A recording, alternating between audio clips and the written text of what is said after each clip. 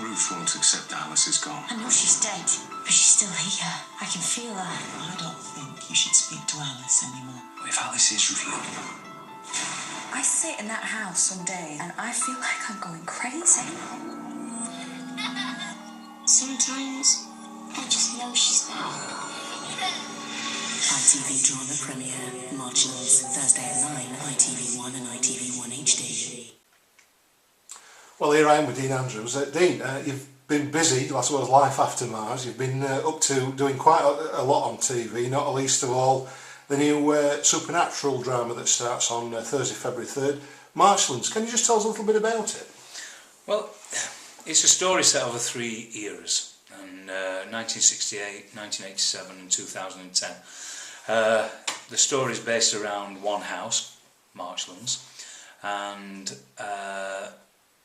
there's a tragedy happens in 68 which goes on to become a supernatural entity within the house, or an energy within the house, and the story really is about how it affects the 3 families in different ways.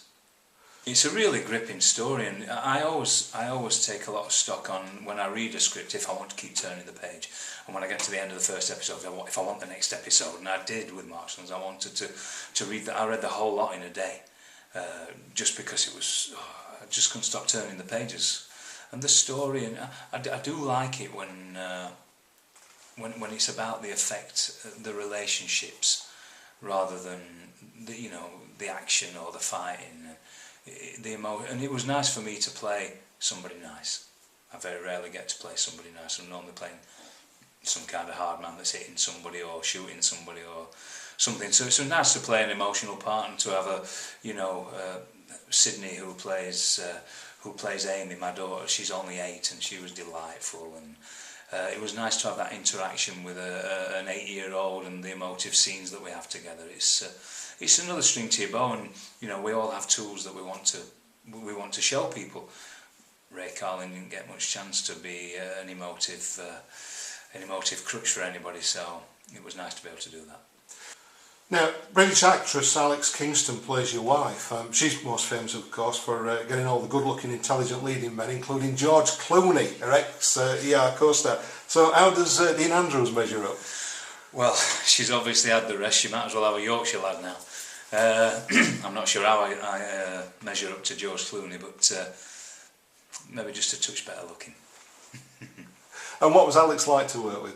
She was lovely. It's just a really nice lady and a great actress. It's always difficult when you're working with somebody from LA, I suppose, and she's been in Hollywood for 10 years, so I was a little nervous on how they're going to be, but she was an absolute dream, down to earth, good company, funny, intelligent, good actress. So. And I'm supposed to say the same thing about you. I would doubt it. In terms of your role, you actually are the leading lights in this production, aren't you? There are 5 episodes. I think you're in the lot, aren't you? Yeah, it's a thread running through it. The 3 decades interweave. They don't focus on any particular decade for one episode and then another one for another. It interweaves the story, interweaves with each decade, and we're the main family in the 80s, and it's a story about a little girl really that she has an imaginary friend, and this imaginary friend seems to take on more truth as time goes on. So it's we're in a bit of a quandary as to how to help her out with that. The character Alex plays is called Helen, and she goes down the psychiatry route and people with white coats, whereas my character Eddie, he starts to believe his little girl. I think he loves her so much that he doesn't want her to go through all the trauma of psychiatrists, and she has a brain scan in case there's a tumour, and there's all kinds of stuff going off, and he just loves her so much that he starts to believe her, and then he starts to investigate into the death that happened in the house and all kinds of stuff. So the story unravels as the episodes go out. But this isn't an horror movie that's a blood fest, is it? This is a little bit more in terms of the intelligent side of horror, whereby you're going to be drawn into this one. Yeah, this is more a story about the effect that it has on the families rather than the supernatural, spooky side of it. There is that within it, absolutely. But it's not stuff that's in your face. It's more of a, what was that? And bangs in the night and stuff like that gets your imagination working. So it doesn't focus wholly on the supernatural. It focuses on the families and the detriment it has to the relationships within those families. Now, this is another piece of great British quality drama, and that's the type of thing that we're associating Dean Andrews with now. I mean, are we likely to see you turn up in Coronation Street anytime soon? Never say never in this business, but right at the moment, you all have dreams and ideas on where you want your career to go, and at the minute I'm just really enjoying the drama side of it and the quality surrounding that. It doesn't come in as often, that kind of work, so it's not always easy to wait for it, especially when you're a Yorkshire working lad, and it's hard to sit on your bum for a couple of months waiting for a great script to come through. But Coronation Street maybe one day, but maybe not today. Now, I know that you famously twittered quite recently saying that you landed all these nostalgia parts whenever you're going to get a modern day haircut on TV. I know, yeah. I seem to have BAFTA award-winning haircuts on all these programmes at the minute. I don't feel as though I've been anything that's been modern day for quite a while now, what with Life on Mars and Ashes to Ashes and now Marchlands, and just finished something that was set in the 50s, so whether I'll get back to modern day, I don't know. I must have one of those faces. Working with Alex Kingston, you say that she quite famously worked in Hollywood for a while.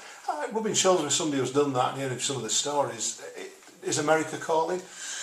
I don't think America's calling for me, but you just never know in this job. You can be out of work one week and you could be in Hollywood the week after meeting somebody, and the week after you could start filming in Hollywood. It is one of those businesses you never quite know. One of the ladies that did Marchlands with us is now working with Steven Spielberg on a series that could last for 20 years, and so she's gone from the leafy suburbs of Surrey recording Marchlands with us, and now she's with Steven Spielberg. So you never quite know, and I'm not sure.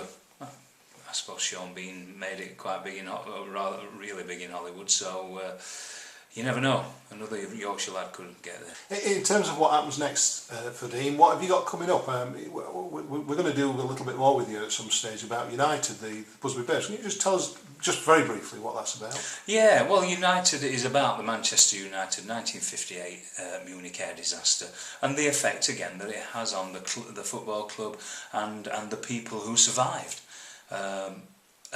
It's got a great cast. There's David Tennant in it, Dougray Scott, some great young chaps that are really making a big impact in the business. Another local lad, Thomas Howes, is part of it. He plays Mark Jones. Sam Coughlin is playing Duncan Edwards, and he's in the latest Pirates of the Caribbean film. Some great boys in there, and it's a really, really great cast. But it does tell the story of the disaster. It shows you the air crash.